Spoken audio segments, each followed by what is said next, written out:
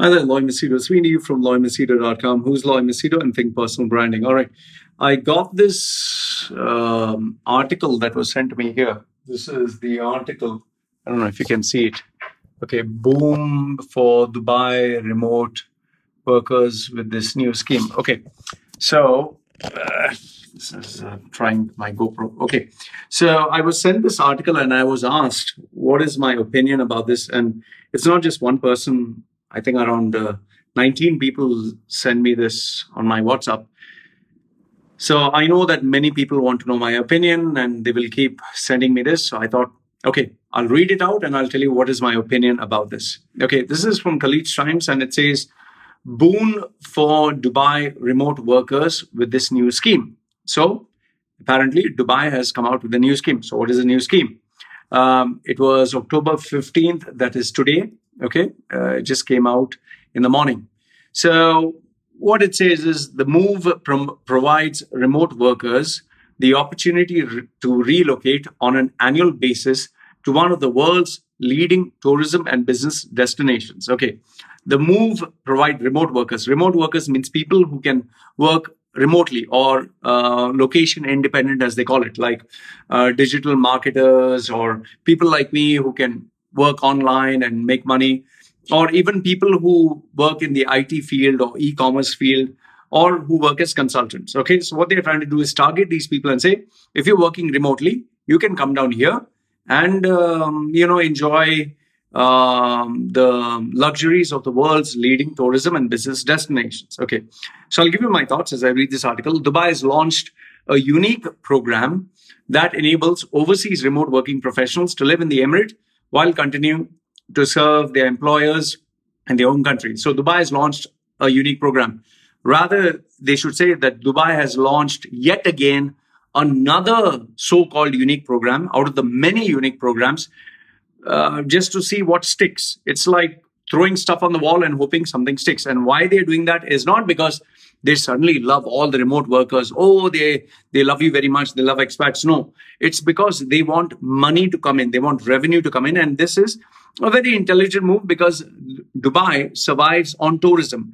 Without tourists, UAE cannot survive. Without an influx of new people, Dubai cannot survive. So no matter how brave they show that they cannot survive without foreign exchange coming in, without people coming in, without tourists coming in. So this is a way by which they assume that people can come in. And I'll tell you why it'll work or not work. Okay. The move provides remote workers and their families the opportunity to relocate on an annual basis to one of the world's leading tourism and business destinations. Now, tourism, let's ask ourselves, okay, the move provides remote workers, okay, for remote workers to come and stay there and their families. Now, it is beneficial only if you're working and your spouse is working, both of them are working remotely. It does not prove to be beneficial only if one person is working and he has to support the entire family. And I'll tell you why. Because living in Dubai is not at all cheap. Living in Dubai is bloody expensive. I'll give you a simple example. I was staying in Sharjah in a one-bedroom apartment, Sharjah near Kanat Al Kasbah. I was paying 45,000 dirhams those days. Then they shot it up to 55,000. Okay, 45,000 dirhams in Sharjah. That same space would cost me in, let's say, Satwa around 65,000 to 85,000 dirhams. So 45 just goes double. Okay. Now, the same space that I'm paying in Thailand for a private villa, same space that is, not same space, bigger than that, two bedroom private villa, I'm paying 10,000 dirhams. So Sharjah, 45,000 dirhams, Dubai, 85,000 dirhams, Thailand, I'm paying 10,000 dirhams. So where do you think I prefer to stay? I prefer to stay in Thailand. And why do I prefer to stay in Thailand? Because if I earn $10,000 in Dubai, maybe I can save 20%. If I earn $10,000 in Sharjah, maybe I can save 15%. But if I earn $10,000 in Thailand and I can save 50%, which do you think I would prefer? So every sensible person prefers to stay in a country where he can save more. This kind of opportunity is good for, digital marketers or travelers, or they call them digital nomads. They travel from one place to another. So it is fun for them who enjoy a kind of bachelorhood life, not for a family life. And I just gave you the example of only one, that is only accommodation. Consider food, consider medical expense, consider travel. From Dubai to Sharjah, which used to be in the 70s, it used to be 4 dirhams to 7 dirhams. Today, from Dubai to Sharjah cost around 85 dirhams if you take a private taxi. I don't know if the price has gone up. So when it is so expensive, and here in Thailand, just to let you know, if I have my own scooter, I just have to pay the petrol expenses for the same distance. I think I would just pay, 4 dirhams, 5 dirhams. So you see the difference. I know what you'll say. Oh, you can't compare Thailand to. But here's the thing. When you're talking of living remotely, there are many other options other than Dubai. And Dubai is by no means cheap. I'm not saying Dubai is a bad place. Dubai is fun. It is fun for bachelors. But for a family, it's very expensive. And then if you're talking of wife, if you're talking of children, if you're talking of schooling, I mean, what are you going to save? Okay, then applicants should have their passport with a minimum 6 months validity, which is fine. Health insurance, which is okay. And with UAE coverage, proof of employment from current employer, that is also okay with 1 year contract validity, and minimum salary of $5,000. That is around 18,000 dirhams. Say, let's round it up to 20,000 dirhams. So 20,000 dirhams, they want people to come and stay. Now, 20,000 dirhams is decent for a, let's say, person living a comfortable standard, not a very comfortable, you could say mid-range.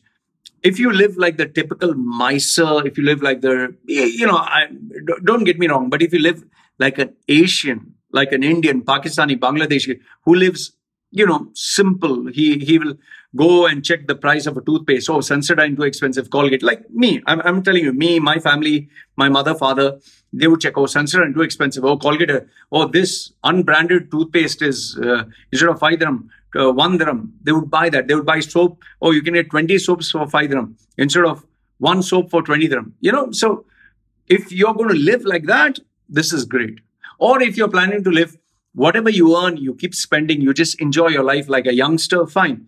But if you're thinking of a family life, $5,000 is nothing. You cannot save anything. In fact, I don't know how you'll survive by $5,000.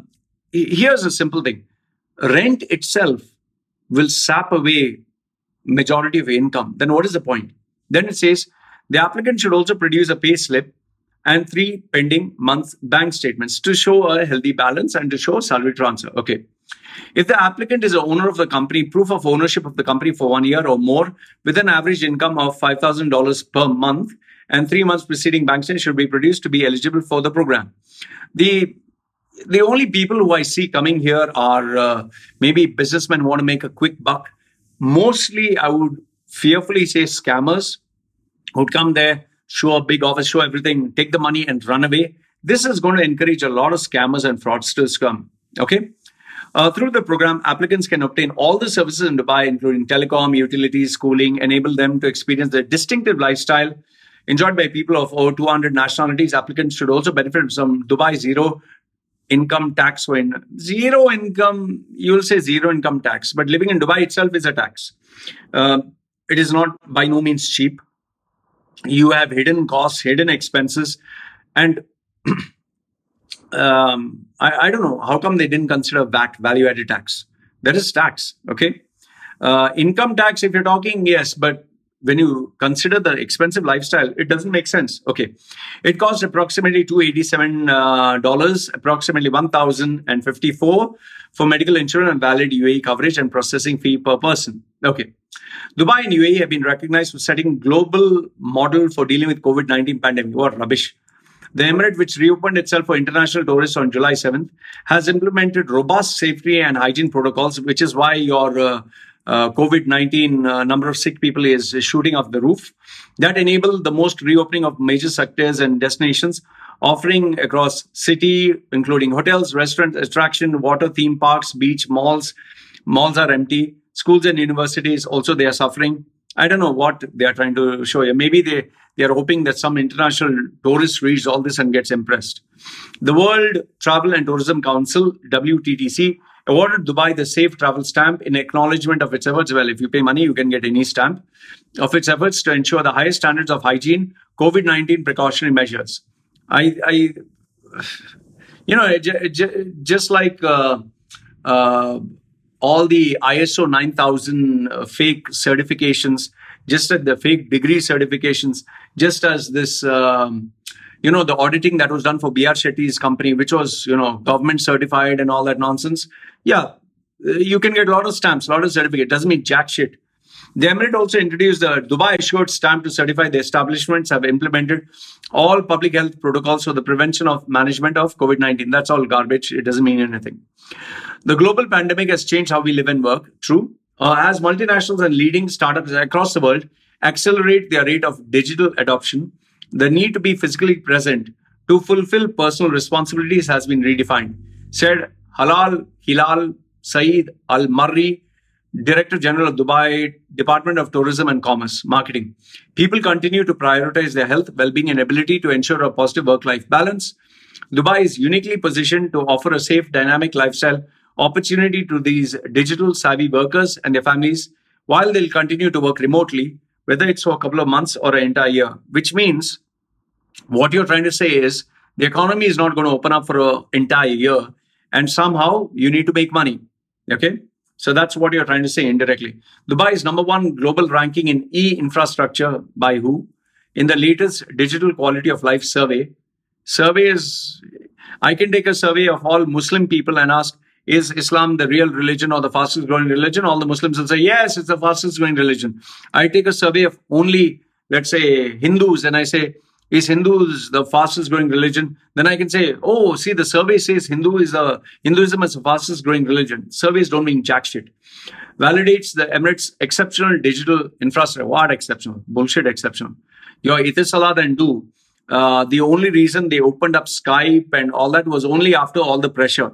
Only today they allow. And they overcharge the internet fee. They overcharge all these other services. Try cancelling your Do or Etisalat subscription. See what will happen. The new program also boosts of Emirates' value proposition for startups, entrepreneurs, and SMEs. Yes, it is very easy to start a new business, very difficult to sustain it, and impossible to keep it in the long run.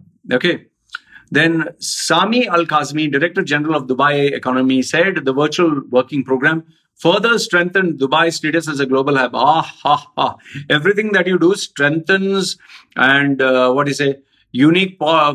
These words have been said so many times, it has lost its bloody meaning. Dubai has been recognized for its unique global positioning and all that bullshit. Okay. Business hub and demonstrate its progressive thinking. Progressive. How progressive is when you arrested a man and woman for sex outside marriage? That's not progressive. When you have so many Filipinos, so many people who want to go back home, but you're not allowing them to go back home because their visa is cancelled. That's not called progressive.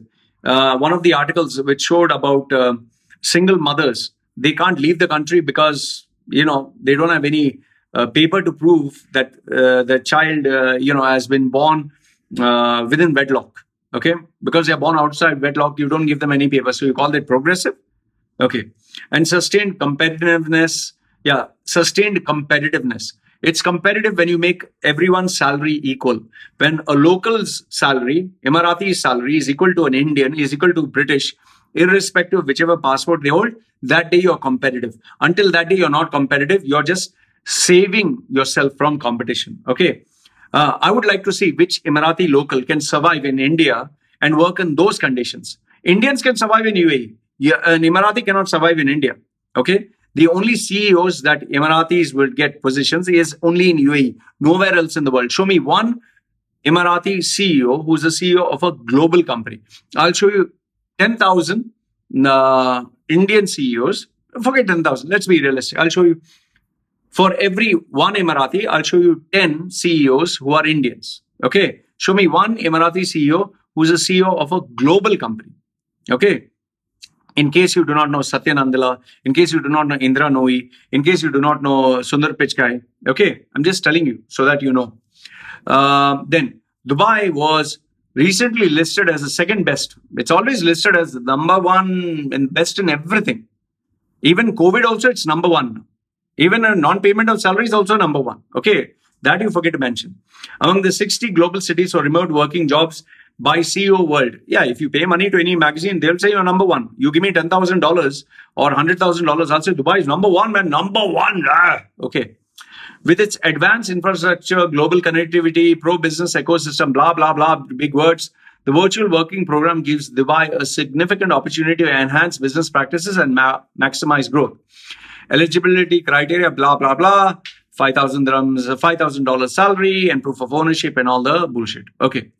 Overall, what Dubai or UAE is trying to do is, please come here, please bring your money, please stay here, please spend the money here only, don't go anywhere else. That's the bottom line what they're trying to say. Okay. But I'll tell you why this idea will not work, because living in Dubai is expensive. Okay. This idea can appeal to, let's say, digital nomads or people who are traveling, or hippies or bachelors. But for family people, this is bloody expensive. It makes no sense. Okay. If you're looking for bachelors to come booze and get drunk and party and all that, fine. This might work for them, but it's not going to work for families. And for normal Asians and for normal people, they are much better working remotely from home, where they have to pay much more less. Rent is less. Living standards are less. Traveling is less. It'll work there. And most importantly, this scheme which they're offering, it will attract scammers left, right, and center, who will come down to Dubai, get people, give them big promises, take their money and run away. Watch, this is going to happen. So this is what I have to say. Let me know your thoughts. I love to hear from you. This is me signing off. Okay, you guys take care. See you. You know why I want this fucking job? You know why the fuck I want a job? Fucking because I'm the only fucking person who wants this fucking job. That's why I want this job.